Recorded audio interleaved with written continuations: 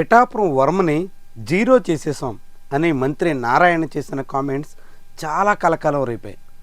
నారాయణ ఏ ఉద్దేశంతో ఆ మాట అన్నారో, ఆ తర్వాత ఎందుకు సరి చేసుకున్నారో అంతా చూసాం.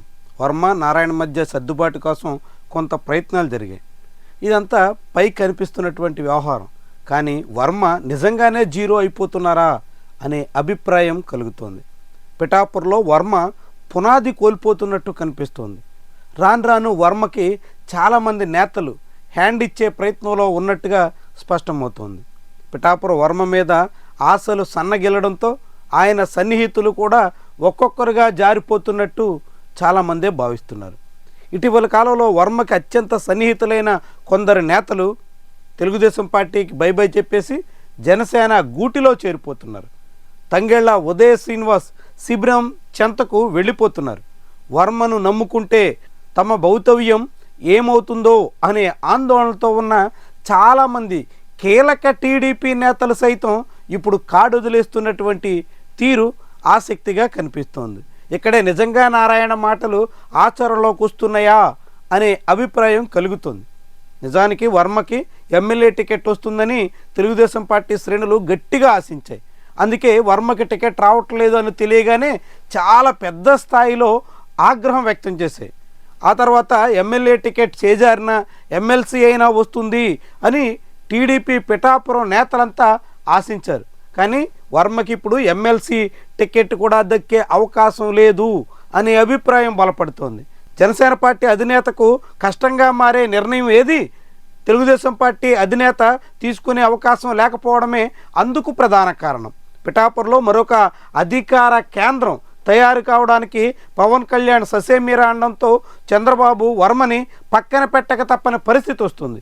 వర్మకే ఎటువంటి ప్రాధాన్యత లేనప్పుడు ఎమ్మెల్సీ సీటు ఇప్పటికే ఇవ్వకుండా ఏడాదిన్నర పాటు గడిపేసిన తరుణంలో భవిష్యత్తులో కూడా ఇస్తారన్న నమ్మకం లేనప్పుడు ఇక వర్మ వెంట తిరిగి ఏం ప్రయోజనం అనే అభిప్రాయం తెలుగు తమ్ముళ్లలో కలుగుతోంది. అదే సమయంలో వర్మకి ఏదో ఒక నామినేటెడ్ పోస్ట్ అయినా ఇచ్చి న్యాయం చేస్తారని చాలామంది ఆశించారు. ఎందుకంటే టీడీపీ సీట్లు త్యాగం చేసిన అన్ని నియోజకవర్గాల ఇన్ఛార్జీలకి ఏదో రీతినే న్యాయం చేసేదానికి టీడీపీ అధిష్టానం ప్రయత్నం చేసింది. కానీ పిఠాపురం ఇన్ఛార్జిగా ఉన్న వర్మకు మాత్రం నామినేటెడ్ పోస్టుల్లో కూడా పరిగణలో తీసుకున్న దాఖలాలు లేవు. భవిష్యత్తులోనైనా వర్మకి ఏదో ఒక అవకాశం దక్కుతుందా అంటే ఇప్పటికిప్పుడైతే అలాంటి సూచనలు కూడా కనిపించట్లేదు. వచ్చే 15 ఏళ్ల పాటు కూటమి కొనసాగుతుందని అధిష్టానం పదే చెప్తున్నటువంటి తరుణంలో తెలుగుదేశంలో వర్మకి పిఠాపురంలో ఇక భవిష్యత్ శూన్యమేనా అనే సందేహాలు బలపడుతున్నాయి. దాంతో ఎస్విఎస్ఎన్ వర్మ చుట్టూ ఉన్నటువంటి వాళ్ళు కూడా ఇప్పుడు ఒక్కొక్కరుగా తమ దారి తాము చూసుకోవడం ఉత్తమం అనే నిర్ణయానికి వచ్చేస్తున్నారు. క్రమంగా తమ భవిష్యత్తు కోసం నిర్ణయాలు మార్చేసుకుంటున్నారు. ఏకంగా కూటమిలోని జనసేన పక్షాన చేరడం ద్వారా రాజకీయంగా భవిష్యత్తులో ప్రయోజనం ఉంటుంది అనే అంచనాకు వచ్చేస్తున్నారు. అందుకు తగ్గట్టుగా ఇటీవల కాలంలో టీడీపీలో ఈ కప్పదాట్ల వ్యవహారం మొదలైనటువంటి తీరు చాలామందిలో ఆసక్తి రేకెత్తిస్తుంది. వర్మ నిజంగానే జీరో అయిపోతున్నారు అనే అభిప్రాయం బలపడుతోంది. నారాయణ ఉద్దేశపూర్వకంగా అన్నారా, యథాలాపంగా వ్యాఖ్యానించారా, ఏ కారణంతో చెప్పినప్పటికీ వర్మ భౌతవ్యం మాత్రం ఇప్పుడు పూర్తిగా డోలాయమానంలో పడిపోతుంది అనే ప్రచారం మరింత ఊపందుకుంటోంది.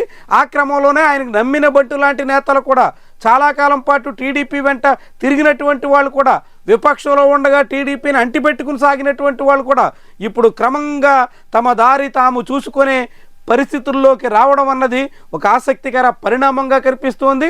పిఠాపురంలో టీడీపీ ఇక ఆశలు వదిలేసుకునే దిశలో ఉన్నట్టుగా కనిపిస్తోంది.